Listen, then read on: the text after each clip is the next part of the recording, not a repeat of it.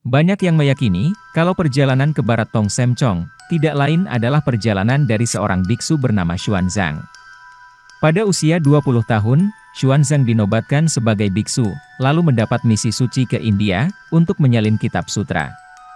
Namun bagaimana jika Tong Sem Chong bukanlah Xuanzang? Mari kita lihat versi pendapat yang berbeda.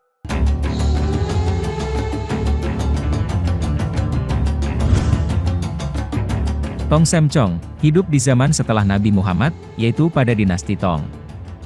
Tong Sem Chong adalah seorang Muslim, bukan pengikut Buddha Gautama seperti anggapan sebagian orang. Minimal ada 3 alasan yang menguatkan argumen, bahwa beliau adalah seorang Muslim yang taat lagi soleh. Karena kesolehannya ini, dia rela bersusah payah selama 17 tahun mengembara untuk menjemput kitab suci di barat, setelah mendengar berita dari para pedagang jalur sutra, kalau telah turun kitab suci yang sempurna, dan menjadi kitab suci penutup. Pertama, wilayah barat atau Shitian, itu adalah Arab. Sedangkan India atau Tiantok, itu selatan. Dan perjalanan 17 tahun mencari kitab suci itu dari timur, yaitu Provinsi Zhejiang, menuju ke barat lewat Tali Mukhanti atau Sechou Chelu, yang dikenal sebagai jalur sutra, daerah Xinjiang di wilayah barat daratan Cina. Perjalanan ini dilakukan, setelah pemuda alim tersebut mendapatkan kabar berita dari para pedagang lintas benua, bahwa di barat sana, telah atau baru turun kitab suci. Maka berangkatlah beliau dari tanah kelahirannya, melalui jalur sutra yang banyak dihuni oleh pedagang-pedagang muslim, yaitu dari Provinsi Zhejiang, Cina bagian timur, menuju barat, atau Tanah Arab. Lewat Gansu lalu ke Xinjiang, di situ ada Foyenshan Flaming Mountain, atau gunung api bagian barat Cina, yang kita ketahui bersama, bahwa mayoritas penduduk Provinsi Xinjiang, sekarang beragama Islam. Kedua, jarak Tong Sem Chong dan Buddha Siddhartha Gautama, sekitar 1200 tahun. Jadi, kitab suci Buddha tidak bisa dikatakan baru lagi, sebab sudah lebih dari 1000 tahun. Ketiga, ajaran Buddha Gautama, sudah masuk ke daratan Cina sebelum Tatmokosu. Buktinya, ada di kuil Shaolin Gunung Xiongsan Provinsi Henan. Ini berarti, jalur Cina-India, sudah ada sebelum perjalanan Tong, yaitu dari arah selatan negeri Cina. Jadi, untuk apa memutar begitu jauh lewat utara baru ke selatan, sedangkan alat transportasi dahulu hanya unta, kuda, atau keledai. India pada masa itu, yaitu abad ke-6 sampai 7 Masehi, mayoritas menganut agama Hindu, sedangkan agama Buddha sudah mengalami kemunduran pada abad 3 Masehi. Ini diakibatkan 2 hal, yaitu, wafatnya Raja Asoka, sehingga tidak ada raja yang mau melindungi dan mengembangkan agama Buddha di India. Kemudian, karena agama Hindu berusaha memperbaiki kelemahan-kelemahannya, sehingga pengikutnya bertambah banyak. Sekarang, kita lihat hubungan Tong Sem Chong yang diutus ke barat, dengan kedatangan utusan Khalifah Utsman. Orang Cina, mengenal Islam dengan sebutan Yisilan Jiao, atau Yisilan Jiabao, yang berarti agama yang murni. Masyarakat Tiongkok menyebut Makkah, sebagai tempat kelahiran Buddha Mahyau dengan sebutan Barat, atau Barat Besar. Hal inilah, yang mendorong Kaisar dinasti Tang untuk mengutus duta atau utusan Tong Sem Chong untuk belajar, dan mengambil kitab suci Al-Quran yang baru turun di barat sana. Sejarah mencatat, Islam masuk ke Cina pada masa dinasti Tang, yang dibawa oleh salah seorang panglima Muslim, Sa'ad bin Abi Waqqas, di masa Khalifah Utsman bin Affan. Menurut Chen Yuan dalam karyanya A Brief Study of the Introduction of Islam to China, masuknya Islam ke Cina sekitar tahun 30 Hijriah atau sekitar 651 Masehi, yang bertepatan dengan masa setelah Tong Sem Chong melakukan perjalanan ke barat. Ketika itu, Cina diperintah oleh Kaisar Yong Hui, ada pula yang menyebut nama Yung Wei, penerus dari Kaisar Tang Li Ximin. Data masuknya Islam ke Cina ini dipertegas lagi oleh Ibrahim Tin Yingma dalam bukunya, Muslims in China.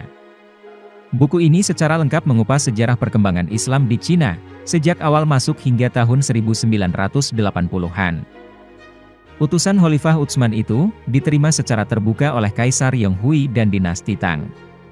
Kaisar Yong Hui menghargai ajaran Islam, dan menganggap ajaran Islam punya kesamaan dengan ajaran Konfusianisme maupun Buddha. Untuk menunjukkan kekagumannya terhadap Islam, Kaisar mengizinkan berdirinya masjid pertama di Chang'an, atau Kanton. Masjid itu bernama Huaisheng, atau Masjid Memorial. Menurut versi Ibrahim Tin Ying Mha, masjid itu diberi nama Kuang Tase, yang berarti menara cemerlang, dan dibangun oleh Yusuf. Sedangkan, masjid lainnya yang dibangun di sini adalah Chelin Se, yang berarti masjid dengan tanduk satu. Kedua masjid itu masih tetap berdiri hingga saat ini, setelah 14 abad berlalu. Ketika dinasti Tang berkuasa, Cina tengah mencapai masa keemasan, sehingga dengan mudah ajaran Islam tersebar dan dikenal masyarakat Tiongkok. Di dalam kitab sejarah Cina yang berjudul Chiu Tengshu diceritakan, Cina pernah mendapat kunjungan diplomatik dari orang-orang Tashi, atau orang-orang Arab. Orang-orang Tashi ini, merupakan duta dari Tan Mimoni, atau Amirul Mukminin yang ketiga, yakni Khalifah Utsman bin Affan. Sementara itu, Buya Hamka di dalam bukunya Sejarah Umat Islam menulis, pada tahun 674–675 Masehi, Cina kedatangan salah seorang sahabat Nabi Muhammad, Muawiyah bin Abu Sufyan, dari dinasti Umayyah. Bahkan disebutkan, setelah kunjungan ke negeri Cina, Muawiyah melakukan observasi di tanah Jawa, yaitu dengan mendatangi kerajaan Kalingga. Berdasarkan catatan, diperoleh informasi bahwa pada masa dinasti Umayyah, ada 17 duta Muslim datang ke Cina. Sementara di masa dinasti Abbasiyah, dikirim sebanyak 18 duta. Fakta dan analisa cerita Tong Sem Chong yang dikarang oleh Wu Cheng-en. Cerita Xiaoji atau Sayuki, adalah novel yang dikarang oleh Wu Cheng-en orang provinsi Jiangsu, yang hidup pada zaman dinasti Ming, antara tahun 1500 sampai 1582 Masehi. Cerita Xiaoji atau Sayuki, berkisar pada tugas biksu Tang San Chang yang mendapat mandat Kaisar Tang Li Simin, atau Tang Taizong, untuk mengambil kitab suci ke barat.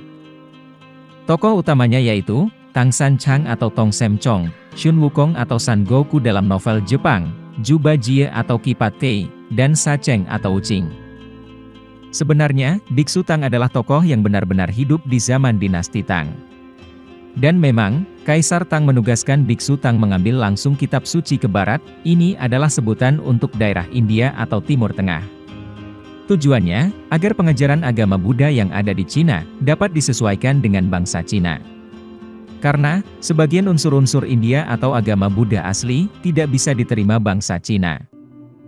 Alasan kedua, pengajaran agama Buddha, haruslah dilakukan oleh orang Cina sendiri, supaya unsur-unsur tradisi India yang ada dalam agama Buddha, tidak merusak kebudayaan asli negeri Han. Di zaman Kaisar Li Simin ini, agama Islam juga mulai berkembang di Cina. Kaisar Li Simin, sangat dekat dengan agama-agama, tidak seperti Kaisar Cina yang lain. Sebenarnya, jauh sebelum dinasti Tang memerintah, di zaman dinasti Han Timur, agama Buddha sudah menyebar di Cina. Makanya, agama Buddha yang sekarang ini di Cina, sangat kental nuansa Cinanya, dibandingkan India. Sampai-sampai, orang-orang yang tidak tahu sejarah agama Buddha menganggap, agama Buddha itu berasal dari Cina.